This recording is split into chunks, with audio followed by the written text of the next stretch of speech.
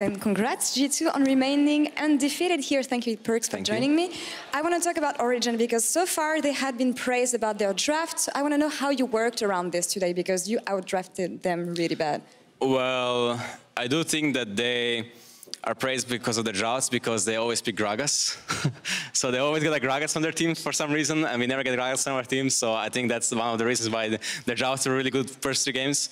I think as soon as Gragas is out of the equation, the drafts are like a bit harder to do. So yeah, I think we got a good draft this time around. So from what you saw, are you saying that maybe Xerxes champion pool may become an issue for Origin? I don't think it's necessarily Xerxes champion pool. I just think Gragas is really busted right now, and Xerxes can play more champions, right? It's just like Gragas being so OP and Predator being insanely broken. I don't know why it's still in the game, but yeah, that's basically it. I think Xerxes is good jungler and other champs as well. I agree on that, but I was surprised to see them leave Tahm open, but I was even more surprised to see you guys pick Thresh instead of Tahm. So can you explain this decision? Because I heard that Senna plus Tahm is a really busted composition. Well, Mickey on Tahm, that's like not really a good duo. You know, Mickey and Tahm just doesn't go very well. He always insta this champ, so we're not really wanting to force him to play Tahm. But I do think Thresh was a better pick than Tahm anyways. Thresh allows Lee Sin and LeBlanc to play more aggressive and has harder control early game than Tahm would. So I think our draft was really good, yeah. I see, and I mean it worked, so obviously it was a good draft. But one thing that surprised me with you is that so far you had pretty slow early games and then the 20-minute marks hits and then you steamroll over teams. And here you had a really fast early game, but the rest mid-game was kind of slow. So can you explain that? Well, in this game, we are really giga outscaling them. So getting early game leads is up to their mistakes, I feel like. Not, I mean, they played well, right? But they should be ahead early game, I feel like. And yeah, it's just we have really good scaling. And I was playing Silent while Nuke was not. He was grouping a lot, which they kind of have to do as well because we have Lee Sin and Soraka ult. So I think that we just played to our winning condition and they tried to play to theirs and we prevailed, yeah. Well, taking a step back here and focusing more on Europe as a whole, I listened to what Janko said yesterday and what he thought about what is supposed to be the second best team in Europe. So can you tell me what you think about the level in Europe right now? I think Europe is quite strong, the top teams at least. Even like the mid-tier teams, they have potential. And it's not really settled who is really good right now, but I think Fnatic will always be good as long as they have like the main core they have, right? So Fnatic is, I think, the second best team in Europe, not Origin, right? And I thought so before playing them, and even when they played against each other. But so playing against Fnatic next week will be really hype because those games are always hype, right? And establishing ourselves as the best team in Europe once again next week will be the goal, yeah. And we'll see about that next week. Now, about the underdogs, the dark horses, we talked about Excel, Rogue. Who should be the most surprising team on the spring split for you? Well, I don't think Rogue is really an underdog in this split. I feel like they have a pretty strong roster all around. They should for sure make playoffs, right? Compared to previous splits where it was a struggle.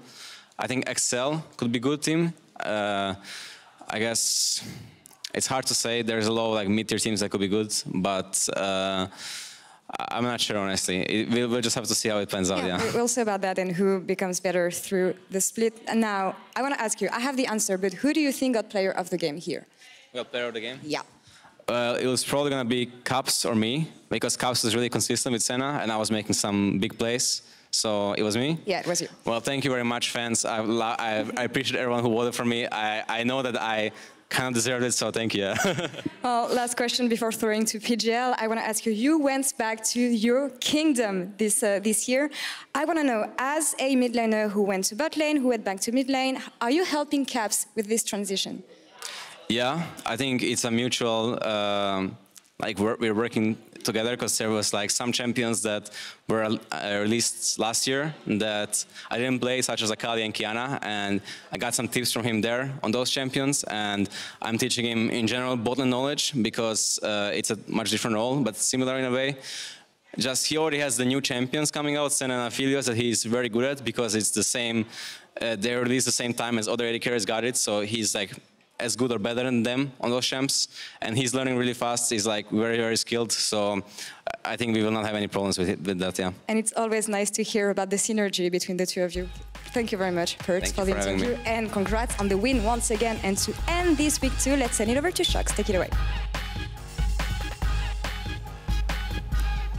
Yay! Thank you so much, Laure, and welcome to the LEC post-game lobby. I'm Shox, joined by Yamato and Janka. Hello. There we go. Excited because, you know, it's been a long weekend, but an interesting one at that, and a very hyped last game, I have to say. Jankos, how good do you think you did as a team in this game? Well, I think that we were playing overall more respectful and more reserved than we usually do. And I think we threw a lot when we had our leads, and we took the game very slow. So there are for sure a lot of improvements to be made, especially me and Wunder inting on the weak side. But it was a pretty decent game. How much mental warfare was there had? I know there was, you know, you in Match of the Week saying they should be scared of us, and that a couple of tweets from G2 Esports and from you guys as well. I also heard that you told them not to turn off the in-game chat. So how much mental warfare was going on? Well, in our heads, we could never lose to OG. And I think that even this game, we expect ourselves to probably play even better and like stomp them more, if that makes sense. But the game was actually pretty even and pretty long, so I have to give that to them. But still, I mean, we love to trash talk and we love to like call out other teams. So mental warfare is always fun, yeah. Yeah, it is. We kind of have built you up to be these competitors because obviously you were both undefeated and Origin was playing very, very well. But do you buy into that narrative yourself, or do you have your sights on other teams that you think could pose a threat to you than OG?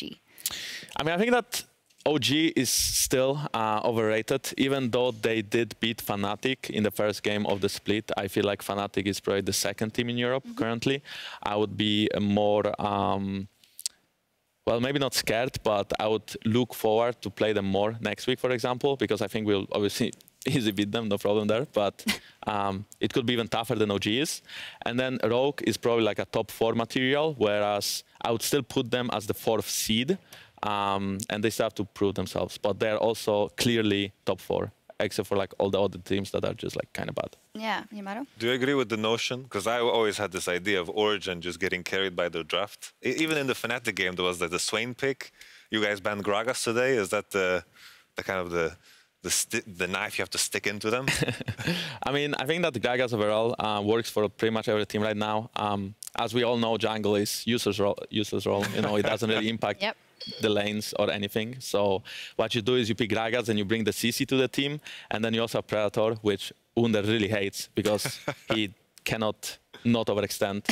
So I appreciate if Wunder would learn how to play against Predator, but up until then, we would probably be forced to think about Gragas, yes. At what point in this draft did you realize that you were heavily outdrafting them? Because that was what was echoed on the desk here.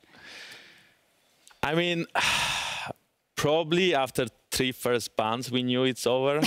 I mean, it's hard to say, right? I feel like we had a really good idea about picking Lee Sin LeBlanc. For some reason, they banned the Lees, which I don't necessarily agree with. And then, you know, obviously, first picking Senna. Senna is such a broken champion. And not banning Thresh for 5. I think there's, like, some mistakes that they have done. And I feel like all the other teams that played them so far gave them their comfort picks. And, you know, OG was left unpunished. And even in that game, I felt like they played the map pretty well, right? They didn't get called when they shouldn't have, and they knew how to rotate, and they, you know, punished me and Wunder when we were inting. So I still feel like their play is like kind of solid, but most of the time their drafts they were getting away with too much. I think I have to echo the sentiment. Like, we were screaming no when they picked Rumble, because I thought this was one of the picks. And Rek'Sai. There was nothing else left, actually. Oh, I was just hoping that Xerxes had something spicy for the Lee Sin, because I feel like with these bans, the Lee Sin pick is very predictable. The Lee Sin LeBlanc rotation is so strong because I think it's just the strongest 2v2 when Syndra's out. And this was something that Nukta picked so many times. And then afterwards, when Rumble came in, I just thought Soraka, she buys Chalice so naturally. She gets MR, and the ultimate is just so strong against it. So I just felt like, you know, that moment, G2 is the team that can actually play on side and stay away from those big team fights and get leads elsewhere. And then I just thought G2 have it in the bank. Yeah, Jankos, how happy are you with the grabs and his picks and bans so far? I know there's like more people in the team now. There's been some additions as well on the analyst side of things to help Duffman out. So how confident are you in the drafts for this split? Yeah, Simple about question. graphs, right? It's still a hard subject, I guess. Okay. I think that so far he didn't really disappoint, right? He delivered, I would say. In no game, I felt like we have been outdrafted, except for scrims. In scrims happens a lot, but it seems like he takes the knowledge from scrims to a stage, and then, you know, if we disagree, we just like kind of step in as the players to try to make drafts actually playable for us. And I think, you know, we have like new analysts as well, and you know, she's helping Duffman, and we still do our like reviews and stuff. So I think that the team is growing. You know, we hope to stay on the top. Oh wow, we even got a slow-mo of grabs. Really? Well, wow, that's cool. Yamato, you were mentioning how Jankos would probably be amused by the fact that he used to be put on Braum duty, and now Wonder gets put on Soraka duty. So how much joy does that bring you, Jankos, that someone else gets to play? Actually, I have a message. I have a message for Riot Games. Okay.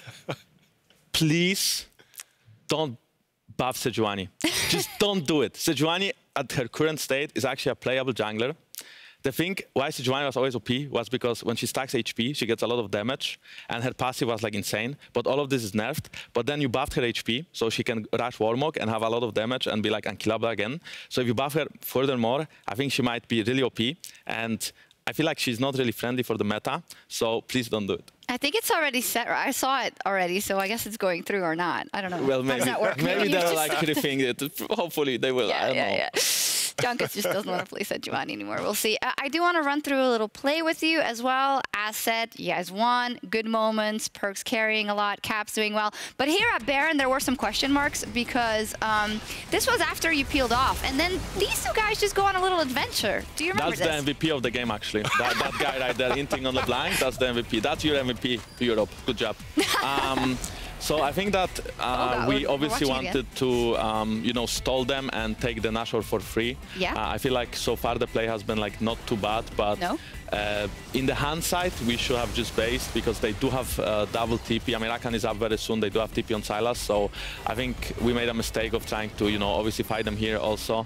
But also, you know, Perk's kind of overstepping. Maybe without his overstep, we'll be able to like secure Nash before they get there. But you know, Nashor with Senna, Lee Sin, Soraka is really, really slow. So in the hand side, we made a mistake of staying around, and we should have base after getting 2 kills, set up the map again, maybe even play for Drake. That will be up in the next, you know, 1:32 minutes, and just snowball the game from there.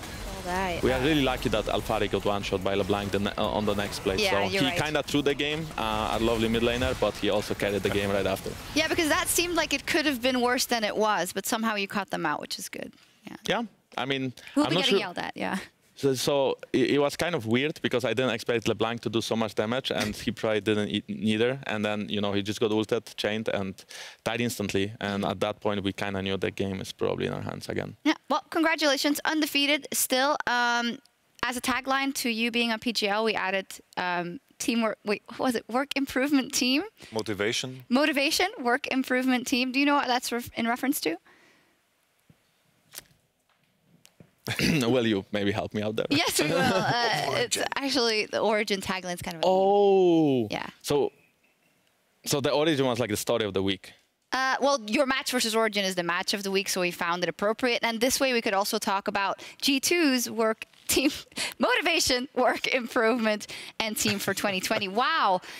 I thought it would be funny, and it's just not funny at all. No, I mean, it's funny, right? Yeah. It's not funny. I mean, it's fun. It's fun, you know? It's very important to be motivated and to work. And to be clear for all the people at home, we're not laughing at Origin. They're still a strong team. a fantastic team that is. Yeah, maybe we should wrap that up because I feel like we've been obviously harping on Origin a lot because they now lost this last game, Yamato, but we can't just throw everything away now. They still have those strong drafts. They still have those strong foundation, and they should waver too much after this game. I think if anything, you know, there was a sentiment that I had in terms of overhyped, but that means that we picture them in a way that, oh, they won every game in such a strong fashion. Yeah. This is like in contention clearly for first place.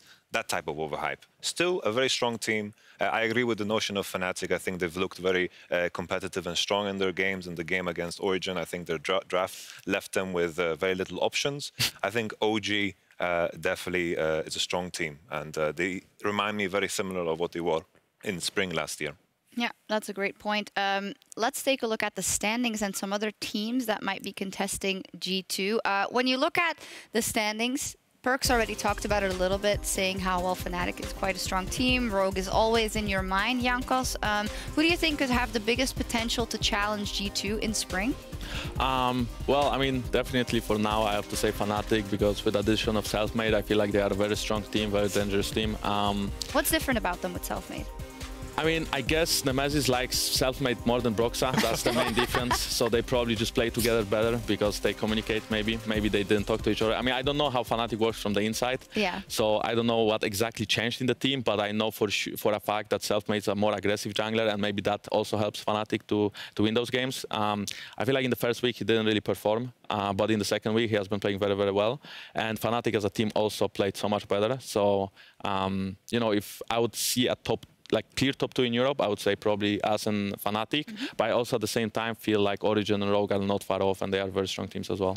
I think also just Selfmade, like my issue with Fnatic, I remember even the series against you guys, you could easily predict that they were just going to funnel all their effort into bottom, because that's the way they won games. Even at the World Championship, funnel all effort into bottom, because that's what they mastered. The 2v2 mid didn't exist, the 2v2 top didn't exist, and I think Selfmade can provide a lot of versatility that Fnatic lacked at the end of the dynamic they had last year. So I think this brings a freshness to everything, and I think they can maybe contest G2 even further. Yeah, I mean, last summer it was really close, right? We almost lost to them 2 BO5s. It was 2-0 at some point, then we came back 3-2, then again in Athens. So I feel like if they can improve, you know, it's really exciting to have like actually a team to play against, a strong team to improve with. It would be an exciting battle for us to watch as well. I just want to hear your opinion on Schalke 04, because they had a horrible start, and you've played together with several of those members, of course, on the team, and Forgiven and Odoamne. What do you think is going on there, and how do you think they can fix it? I don't know about the mental state of the team. They could be like crashing right now and burning inside. They could also be really happy and kind of hopeful for the future. Personally, I don't see them doing well anymore. There is a chance that they win some games, but I would never say that they would be contesting playoffs. And, you know, it's maybe a bit early to say as well, because it's first week and the second week. So many things can change, but it's just looking at the players and how they play right now. And, you know, I know some of them, so I just feel like it's going to be very hard for them to bounce back from where they are right now. Yeah, pretty tricky. Before we move on, how is Jankos feeling in the spring split? You now have, again, new jungle mid duo that you're getting used to, but then you got used to it beforehand. How's that shift been for you? I mean, I think nothing much changed, right? Caps requires different attention on the bot lane, and Perks requires different attention on the mid lane. But I played with Perks before. About Caps, I also played with him, maybe a different role, but he overall likes to be left alone and play his own game, and that's what he kind of does at the bot lane. Obviously, it's a different role, and he needs more attention than he could in the mid lane. And he can like carry games as hard, but you know, Perks can, for example, and then we can shift the carriness into Caps. So I feel like I'm just chilling, and you know, it's going well so far. I think chilling is good in a 2020 jungle. You know, the biggest criticism I had for you guys last year at the World Championship, when I think your entire path to the finals, you didn't need to focus on 2v2 mid. And then you faced the biggest 2v2 mid team ever. Yes, I mean, yeah, FPX was a really strong 2v2 mid duo. We did play a lot of scrims against them, so we knew what we will face, and we just didn't prepare for it enough, and we were just the worst team. So, you know, it hurts, but sorry for bringing clearly, it up. clearly FPX was the better team. Yes. I'm so sorry. We've never heard you say it. Now it's out there. Now we never have to mention it again. And Tian was the better listen, and he was really insane and like, but it's okay. I got over it.